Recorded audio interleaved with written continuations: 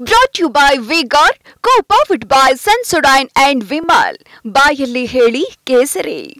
Associate sponsor Ultratech Cement. Co-sponsored by Saptagiri NPS University. ಸರಳ ಬಹುಮತಕ್ಕೆ 36 ಸ್ಥಾನ ಹಿಂದಿರುವಂತ BJP. ದೇಶದಲ್ಲಿ 236 ಕ್ಷೇತ್ರಗಳಲ್ಲಿ ಬಿಜೆಪಿ ಮುನ್ನಡೆಯನ್ನ ಪಡ್ಕೊಂಡಿದೆ. ಎನ್ಡಿಎ 294 ಆದರೆ ಬಿಜೆಪಿ 236. ಇನ್ನೂ 36 ಸ್ಥಾನಗಳು ಬೇಕು 272 ದಾಟೋದಕ್ಕೆ. ಟಿಡಿಪಿ ಜೆಡಿಯು ಜೊತೆಗೆ ಈಗಾಗಲೇ ಕಾಂಗ್ರೆಸ್ ಮಾತುಕತೆಯನ್ನು ನಡೆಸ್ತಾ ಇದೆ. ಜೆಡಿಯು ನಾಯಕ ನಿತೀಶ್ ಕುಮಾರ್ ಜೊತೆ ಮಾತುಕತೆಯಲ್ಲಿ ಮುಂದಾಗಿರುವಂತಹ ಕಾಂಗ್ರೆಸ್ ಈಗ ಟಿಡಿಪಿ ನಾಯಕ ಚಂದ್ರಬಾಬು ನಾಯ್ಡು ಜೊತೆಗೂ ಕೂಡ ಮಾತುಕತೆಯನ್ನ ಮಾಡ್ತಾ ಇದೆ. ಸೊ ಈಗ ಇಂಡಿಯಾ ಮೈತ್ರಿಕೂಟ 230 ಏನಿದೆ 294ರಲ್ಲಿರುವಂತಹ ಒಂದಷ್ಟು ಜನರನ್ನ ನಮ್ಮ ಕಡೆಗೆ ಸೆಳೆಯೋಣ ಅನ್ನುವಂಥ ಒಂದು ಪ್ರಯತ್ನ. ಯಾಕಂದ್ರೆ ಈ ಹಿಂದೆ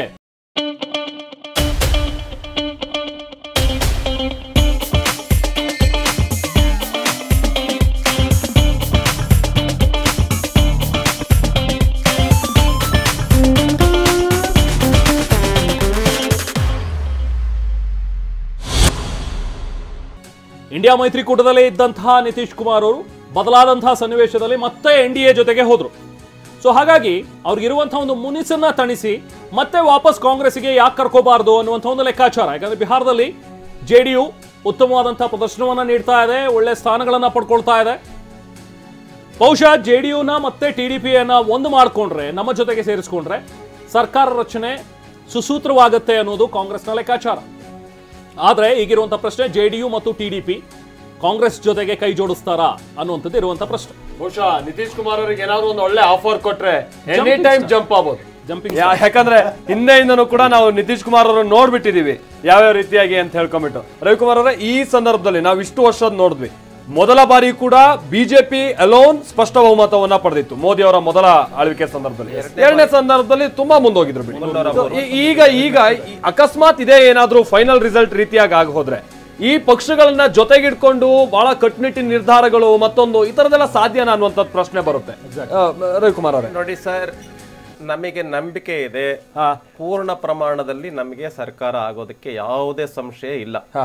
ನಾವು ಹೇಳ್ತೇವೆ ನಮ್ಮ NDA ಏನಿದೆ 325 ನಿಶ್ಚಿತವಾಗಿ ನಾವು ಕ್ರಾಸ್ ಮಾಡ್ತೇವೆ, ಅದರೊಳಗೆ ಯಾವುದೇ ಸಂಶಯ ಇಲ್ಲ.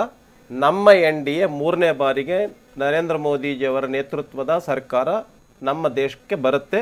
ಇದ ಜನರ ಅಪೇಕ್ಷೆ. ನಿರ್ಧಾರಗಳು, ಕಠಿಣ ನಿರ್ಧಾರಗಳು ಏಕಪಕ್ಷೀಯವಾಗಿ ತಗೊಳ್ಳೋದಕ್ಕೆ ಎಲ್ಲೊಂದ್ ಕಡೆ ಹಿನ್ನಡೆ ಆಗುತ್ತೆ. ನೋಡಿ, ಕೆಲವು ಸಾರಿ ಆ ರೀತಿ ನಿರ್ಧಾರಗಳನ್ನ ತೆಗೆದುಕೊಳ್ಬೇಕಾಗತ್ತೆ, ತೆಗೆದುಕೊಂಡಿದ್ದಾರೆ. ಹಾಗಾಗಿನೇ ನಮಗೆ ಇಷ್ಟು ಸೀಟ್ಗಳು ಬರ್ತಾ ಇದೆ.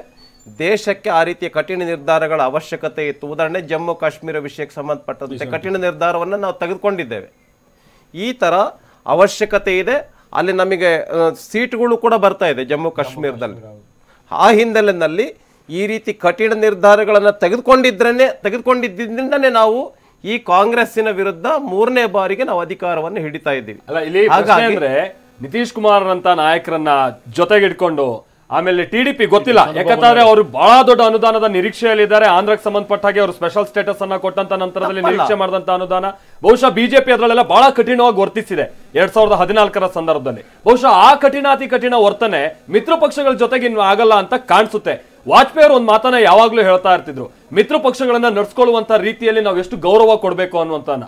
ಬಹಳಷ್ಟು ಮಿತ್ರ ಪಕ್ಷಗಳಿಗೆ ಬಿಜೆಪಿ ಆ ನಂತರದಲ್ಲಿ 2014 ನಂತರ ಆ ಗೌರವ ಕೊಟ್ಟಿಲ್ಲ ಅನ್ನುವಂಥದ್ದು ಅವ್ರ ಮಿತ್ರರೇ ಮೇಲಿನ ಮೇಲೆ ಹೇಳ್ತಾ ಇದ್ದಂತ ವಿಚಾರ ಆಗಿತ್ತು. ಈಗ ಶಿವಸೇನೆ ಅಂತ ಶಿವಸೇನೆನೇ ಒಡೆದು ಇಬ್ಬಾಗ ಆಗುವಂತ ಸನ್ನಿವೇಶಕ್ಕೆ ಬಂತು. ಬಹುಶಃ ಈಗ ಆ ಮಟ್ಟಿನ ವರ್ತನೆ ಗೊತ್ತಿಲ್ಲ. ಈ ಟ್ರೆಂಡ್ ಏನಾದ್ರೂ ಕಂಟಿನ್ಯೂ ಆಗಿ ಫೈನಲ್ ರಿಸಲ್ಟ್ ಆಯ್ತು.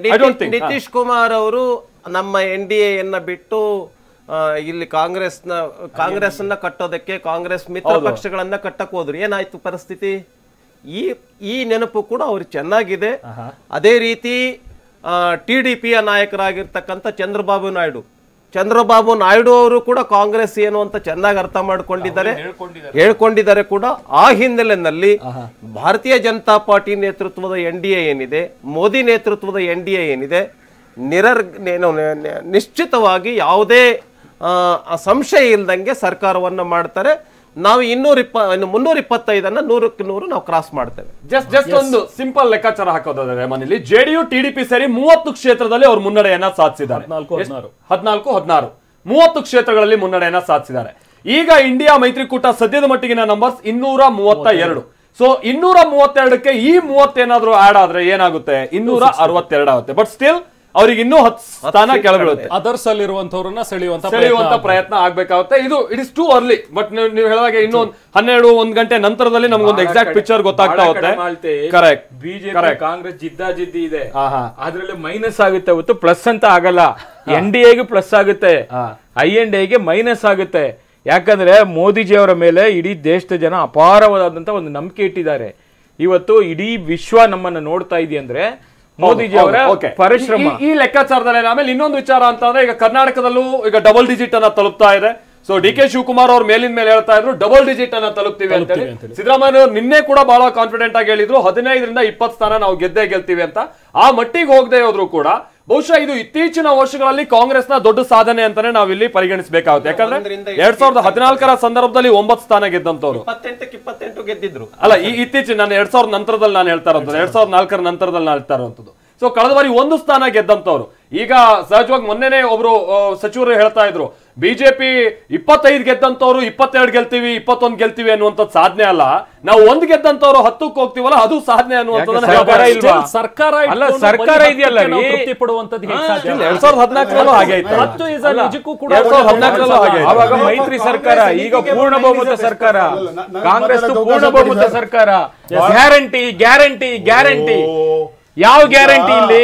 ಮೋದಿಜಿನೇ ಗ್ಯಾರಂಟಿ. ಆಯ್ತು, ಮೋದಿಜಿನೇ ಗ್ಯಾರಂಟಿ. ಯಾಕೆ ದೇಶ ತುಂಬಾ ಸೋಲ್ಸ್ಬಿಟ್ರು? ಮತ್ತೆ ನಾನು ನೀವು ಅನ್ಕೊಂಡಿದ್ದೀರಾ 10 ವರ್ಷ? 1 ನಿಮಿಷ ಅವಕಾಶ ಕೊಟ್ಬಿಡಿ. 10 ವರ್ಷ ಅವರ ಆಡಳಿತವನ್ನ ನೋಡಿದ್ದಾರೆ ಕೇಂದ್ರದಲ್ಲಿ. ಅಲ್ಲಿ 10 ವರ್ಷ ನಂತರ ಈ ಫಲಿತಾಂಶ. ನಿಮ್ಮನ್ನ 1 ವರ್ಷ ನೋಡಿದ್ದಾರೆ ಜನ. ಆಂಟಿ ಎನ್ಕಂಬ್ರೆನ್ಸ್ ಹೆಂಗಿದೆ ಅದನ್ನ ಹೇಳ್ಬೇಕಲ್ಲ. ಸೆಂಟ್ರಲ್ಗೂ ಇದೆ ಅನ್ನೋದು.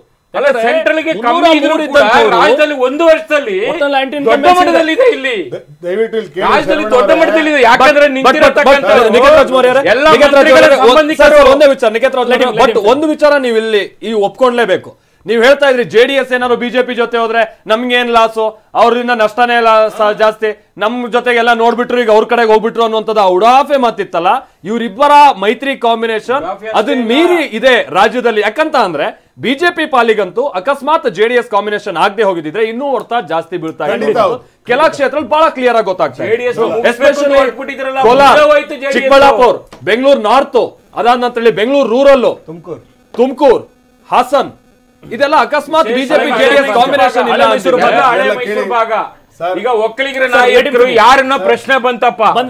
ಈಗ ಸನ್ಮಾನ್ಯ ದೇವೇಗೌಡರವರೆಗೂ ಬೇರೆ ಯಾರನ್ನ ಮಾತಾಡಕ್ಕಾಗುತ್ತಾ? ಪ್ರಶ್ನಾತೀತ ನಾಯಕರು, ಕಲಂಕರಹಿತ ಒಬ್ಬ ರಾಜಕಾರಣಿ ದೇಶದಲ್ಲಿ ಇದ್ರೆ ಅವರು ದೇವೇಗೌಡರು. ಅಂತ ದೇವೇಗೌಡ್ರನ್ನ ಕುಟುಂಬವನ್ನ ಮುಗಿಸ್ಬೇಕು ಅಂತ ಹೇಳಿ ಹೊರಟಿದ್ರಲ್ಲಪ್ಪ. ಯಾವ ಕುಟುಂಬ ಸರ್? ಮುಗಿಸಿದ್ರಲ್ಲ, ಮುಗಿಸ್ಬೇಕು ಅಂತ ಹೊರಟಿದ್ರಲ್ಲ. ಇವತ್ತು ಜನ ತೀರ್ಕೊಟ್ಟವ್ರೆ. ಜನಾದೇಶನ ತಲೆಬಾಗಿ ನೀವು ಅಕ್ಸೆಪ್ಟ್ ಮಾಡಿ ಅದನ್ನ ಬಿಟ್ಬಿಟ್ಟು ಏನೋ ಮಾತಾಡ್ಬೇಡಿ. ಈ ಕಾಂಬಿನೇಷನ್ ವಿಚಾರ ಬಹುಶಃ ನಾನು ಅದನ್ನೇ ಹೇಳ್ತಾ ಇದ್ದೆ. ಕಾಂಗ್ರೆಸ್ ಜೊತೆ ಕಳೆದ ಬಾರಿ ಮೈತ್ರಿ ಮಾಡ್ಕೊಂಡ ಸಂದರ್ಭದಲ್ಲಿ JDS ಗೆ 7 ಸ್ಥಾನಗಳನ್ನ ಬಿಟ್ಕೊಟ್ಟು ಒಂದೇ ಗೆದ್ದಿದ್ದು. ಅದೇ ಉಡುಪಿ ಅಂತ ಕ್ಷೇತ್ರದಲ್ಲೂ JDS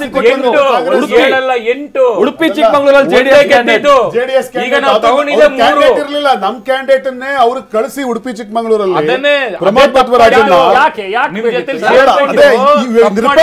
ಕಾಂಗ್ರೆಸ್ಗೆ ಇವ್ರು ಸಹವಾಸ ಮಾಡಿಲ್ಲ. ಬಹಳ ಮುಖ್ಯವಾಗಿ ಇವತ್ತು ನಾವು ನ್ಯಾಷನಲ್ ಸಿನಾರಿಯೋ ನೋಡಿದ್ರೆ ಈಗ ವೆಸ್ಟ್ ಬೆಂಗಾಲ್ ನಲ್ಲಿ ಮಮತಾ ಬ್ಯಾನರ್ಜಿ ಅವರಿದ್ದಾರೆ. ಅಷ್ಟು ಸುಲಭ ಇಲ್ಲ. ಅವರು ಇಂಡಿಪೆಂಡೆಂಟ್ ಆಗಿ ಸ್ಪರ್ಧೆ ಮಾಡಿದ್ದಾರೆ ವೆಸ್ಟ್ ಬೆಂಗಾಲ್ ನಲ್ಲಿ. ಬಟ್ ಅದು ಇಂಡಿಯಾ ಸೇರಿನೇ, ಐ ಮೀನ್ TMC ಸೇರಿನೇ ಒಪ್ಕೊಳ್ತೀನಿ. ಅವ್ರು ಇಂಡಿಪೆಂಡೆಂಟ್ ಆಗಿ ಅಲಯನ್ಸ್ ಇಲ್ಲ. ಕೇರಳದಲ್ಲೂ ಕೂಡ ಅಲಯನ್ಸ್ ಇಲ್ಲ, ಇಂಡಿಪೆಂಡೆಂಟ್ ಆಗಿ ಸ್ಪರ್ಧೆ ಮಾಡಿದೆ. LDF ಮತ್ತು UDF ಮತ್ತು ಬಿಜೆಪಿನೂ 1 ಸೀಟ್ ತೆಗೆದುಕೊಂಡಿದೆ. ಮತ್ತು ಇನ್ನೆಲ್ಲಿ ಯುಪಿನಲ್ಲಿ SP ಜಾಸ್ತಿ ಇದೆ, ಕಾಂಗ್ರೆಸ್ ಬಹಳ ಕಮ್ಮಿ ಇದೆ. ಇಂಥ ಸಂದರ್ಭದಲ್ಲಿ ಈಗೇನು ಮಾತುಕತೆ ಮಾಡ್ಲಿಕ್ಕೆ ಹೊರಟಿದ್ದಾರೆ ಅಷ್ಟು ಸುಲಭದ ವಿಷಯ ಅಲ್ಲ. ಆಲ್ರೆಡಿ ಮಮತಾ ಬ್ಯಾನರ್ಜಿ ಏನಂತ ನಾವು ನೋಡಿದ್ದೇವೆ.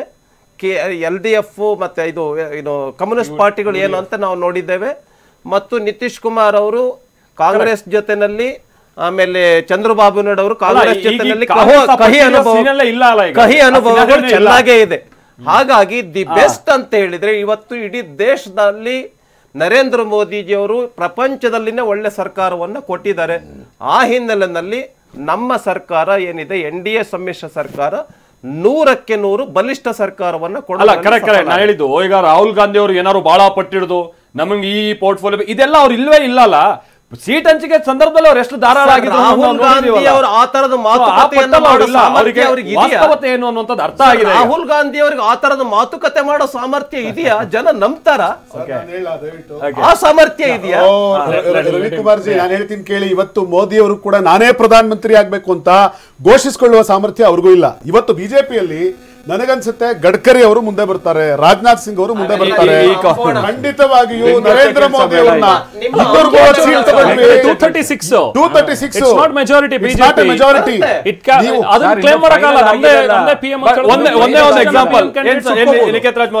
ನಿತೀಶ್ ಕುಮಾರ್ ಏನಾದ್ರು ನಾನ್ ನಿಮ್ಮ ಜೊತೆ ಮುಂದುವರಿಬೇಕು ಅಂತ ಅಂದ್ರೆ ಹಳೆ ವೈರಿ ಮೋದಿ ಅವರನ್ನ ನೀವು ಪಕ್ಕಕ್ಕೆ ಇಡಬೇಕು ಅನ್ನೋದು ಇಡಲ್ಲ ಅನ್ನೋಂತ ವಾದ ಇಡಲ್ಲ ಅನ್ನೋಂಥದ್ದು. ಯಾಕಂದ್ರೆ ಇದೆಲ್ಲ ಚುನಾವಣಾ ಪೂರ್ವದಲ್ಲಿ ಚರ್ಚೆಗೆ ಬಂದ ವಿಷಯಗಳು, ಆಗದೇ ಇರೋ ವಿಷಯಗಳೆಲ್ಲ ರಾಜಕಾರಣದಲ್ಲಿ ಎಲ್ಲವೂ ಸಾಧ್ಯ ಸರ್. ರವಿಜಿ, ರಾಜಕಾರಣದಲ್ಲಿ ಎಲ್ಲವೂ ಸಾಧ್ಯ. ಇಲ್ಲಿ ನೋಡೋಣ ಸರ್, ಬಹಳ ಸ್ಪಷ್ಟವಾಗಿ ಈ ಕ್ಷಣಕ್ಕೆ ನನಗೆ ಅನಿಸ್ತಾ ಇದೆ ನರೇಂದ್ರ ಮೋದಿ ಅವರು ಪ್ರಧಾನ ಮಂತ್ರಿ ಆಗೋದಕ್ಕೆ ಯಾವ ಕಾರಣಕ್ಕೂ ಕೂಡ ಇತರೆ ನಾಯಕರುಗಳು ಅಪಸ್ವರವನ್ನ ಬಿಜೆಪಿಯಲ್ಲಿ ಎತ್ತಿಯೇ ಎತ್ತುತ್ತಾರೆ. ಮೋದಿ ಪ್ರಶ್ನಾತೀತ ನಾಯಕನಾಗಿ ಉಳಿಯೋದಕ್ಕೆ ಸಾಧ್ಯ ಇಲ್ಲ. ಏಕಾಂಗಿಯಾಗಿ ಬಿಜೆಪಿಗೆ ಇನ್ನೂ ಕೂಡ ಬಹುಮತ ದಕ್ಕಿಲ್ಲ. ಸದ್ಯ 236 ಕ್ಷೇತ್ರಗಳಲ್ಲಿ ಮಾತ್ರ ಬಿಜೆಪಿ ಮುನ್ನಡೆಯನ್ನ ಪಡ್ಕೊಂಡಿರುವಂತದ್ದು. ಬಹುಮತಕ್ಕೆ ಇನ್ನೂ 36 ಕ್ಷೇತ್ರ ಬೇಕು. 36 ಸ್ಥಾನಗಳನ್ನ ಇನ್ನೂ ಕೂಡ ಗೆಲ್ಲಬೇಕು ಬಿಜೆಪಿ. 272 ಕ್ರಾಸ್ ಆಗ್ಬೇಕಾದ್ರೆ NDA ಮಿತ್ರಕೂಟದ ಜೊತೆ ಸೇರಿ ಸರ್ಕಾರ ರಚನೆಗೆ ಈಗಾಗಲೇ ಸಿದ್ಧತೆಯನ್ನ ಮಾಡ್ಕೋಬಹುದು. ಯಾಕಂದ್ರೆ NDA ಮೈತ್ರಿಕೂಟಕ್ಕೆ ಈಗ 289 ಕ್ಷೇತ್ರಗಳಲ್ಲಿ ಮುನ್ನಡೆ ಇದೆ. ಮೆಜಾರಿಟಿಯನ್ನ ದಾಟಿದರೆ ನಿಜ, ಆದ್ರೆ 233 ಕ್ಷೇತ್ರಗಳಲ್ಲಿ ಇಂಡಿಯಾ ಒಕ್ಕೂಟ ಕೂಡ ಮುನ್ನಡೆಯನ್ನ ಪಡ್ಕೊಂಡಿರುವಂತದ್ದು. ಇಂಟ್ರೆಸ್ಟಿಂಗ್. ಸೊ TDP JDU ಜೊತೆ ಮಾತುಕತೆಗೆ ಮುಂದಾಗ್ತಾ ಇದೆ. ಒಂದು ವೇಳೆ ಏನಾದ್ರೂ TDP ಬಂದ್ರೆ, ನಿತೀಶ್ ಕುಮಾರ್ ಕೂಡ ಕೈ ಜೋಡಿಸಿದ್ರೆ, ಅವಾಗ ಲೆಕ್ಕಾಚಾರಗಳು ಮತ್ತೆ ಉಲ್ಟಾ ಹೊಡಿಬಹುದು. ಉತ್ತರ ಪ್ರದೇಶದ ಕಾಂಗ್ರೆಸ್ ನಾಯಕ ರಶೀದ್ ಅಲ್ವಿ ಹೇಳಿಕೆಯನ್ನು ಕೊಟ್ಟಿದ್ದಾರೆ.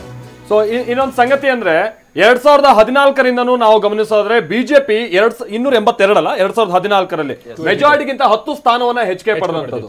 303 2019ರಲ್ಲಿ ಮೆಜಾರಿಟಿಗಿಂತ ಹೆಚ್ಚು ಕಡಿಮೆ 29 ಸ್ಥಾನವನ್ನ ಅವರು ಹೆಚ್ಚಿಗೆ 31 ಸ್ಥಾನ ಜಾಸ್ತಿ ಪಡೆದಂತದ್ದು. ಆ ಸಂದರ್ಭದಲ್ಲಿ ಇದ್ದಂತಹ ಗತ್ತುಗೈರತ್ತು ಬಹುಶಃ ಈ ಸಂದರ್ಭದಲ್ಲಿ ಇಡೋದಕ್ಕೆ ಆಗಲ್ಲ ಅನ್ನುವಂಥದ್ದು ಇಲ್ಲಿರುವಂತಹ ಪ್ರಶ್ನೆ ಅಂತ ಹೇಳ್ಕೊಂಡು. ರವಿಕುಮಾರ್ ಅವರೇ ಸರ್ ನೋಡಿ, ಈ ಎಲ್ಲ ಹಿನ್ನೆಲೆಯಲ್ಲಿನೇ ನಮ್ಮ ನರೇಂದ್ರ ಮೋದಿಜಿಯವರು, ಅಮಿತ್ ಶಾ ಅವರು ಮತ್ತು ನಮ್ಮ ಸನ್ಮಾನ್ಯ ದೇವೇಗೌಡರು ಎಲ್ಲರೂ ಸೇರಿಕೊಂಡು ಮತ್ತೆ 3ನೇ ಬಾರಿಗೆ ಅಧಿಕಾರಕ್ಕೆ ಬರೋದು ಅಷ್ಟು ಸುಲಭ ಅಲ್ಲ. ಆಂಟಿ ಇನ್ಕಂಬೆನ್ಸಿಯೂ ಕೂಡ ಇರುತ್ತೆ. ಈ ಎಲ್ಲ ಹಿನ್ನೆಲೆಯಲ್ಲಿ ತಂತ್ರಗಾರಿಕೆಯನ್ನು ಮಾಡಿ ಮತ್ತೆ ಅಧಿಕಾರಕ್ಕೆ ಬರಬೇಕು ಅನ್ನುವಂಥದ್ದೇನು ನಾವು ಮಾಡಿದ್ದೇವೆ.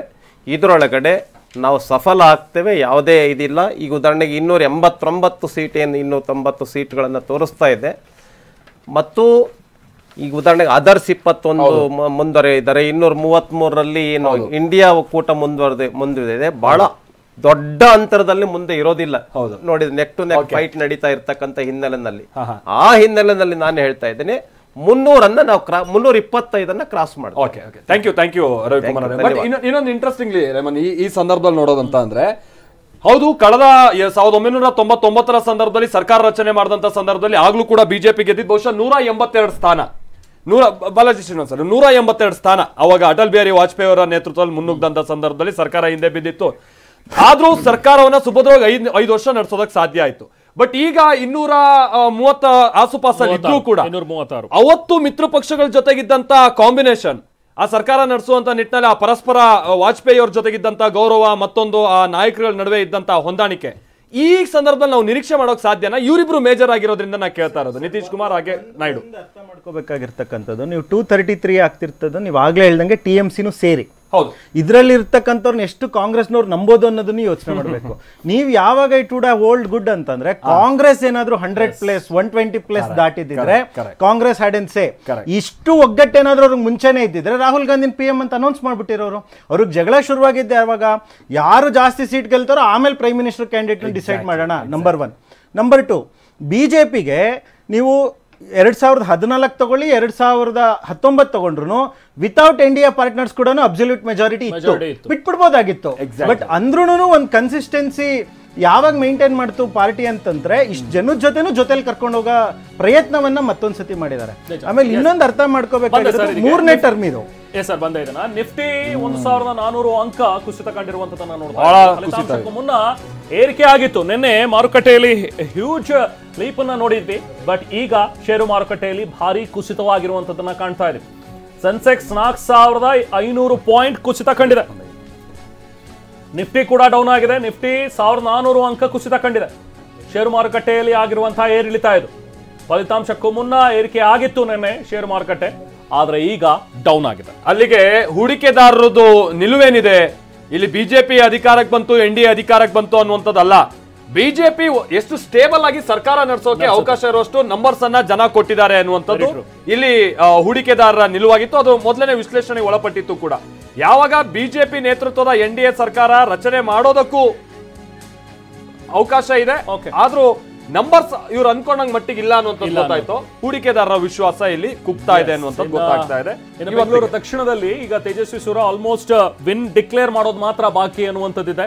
ಯಾಕಂದ್ರೆ ಆಲ್ಮೋಸ್ಟ್ ಗೆಲುವು ಖಚಿತವಾಗಿದೆ ತೇಜಸ್ವಿ ಸೂರ್ಯ ಅವರಿಗೆ. ಸೌಮ್ಯ ರೆಡ್ಡಿ ಅವರನ್ನ ಮಣಿಸುವಂತ ನಿಟ್ಟಿನಲ್ಲಿ ಈಗಾಗಲೇ ಮುನ್ನಡೆಯಲ್ಲಿದ್ದಾರೆ. ಇನ್ನು ಹಾಸನದಲ್ಲಿ ಇನ್ನೂ ಕೂಡ ಆ ಒಂದು ಹವೆಣಿಯಾಟ ಇದ್ದೇ ಇದೆ. 34,129 ಮತಗಳ ಮುನ್ನಡೆಯನ್ನ ಈಗ ಶ್ರೇಯಸ್ ಪಟೇಲ್ ಅವರು ಜಾಸ್ತಿ ಮಾಡ್ಕೊಂಡಿದ್ದಾರೆ ಅಂತರವನ್ನ. ಕಾಂಗ್ರೆಸ್ನ ಶ್ರೇಯಸ್ ಪಟೇಲ್ 5,80,418 ಮತಗಳನ್ನ ಪಡ್ಕೊಂಡಿದ್ರೆ, ಪ್ರಜ್ವಲ್ ರೇವಣ್ಣ 5,46,289 ಮತಗಳನ್ನ ಪಡ್ಕೊಂಡಿದ್ದಾರೆ.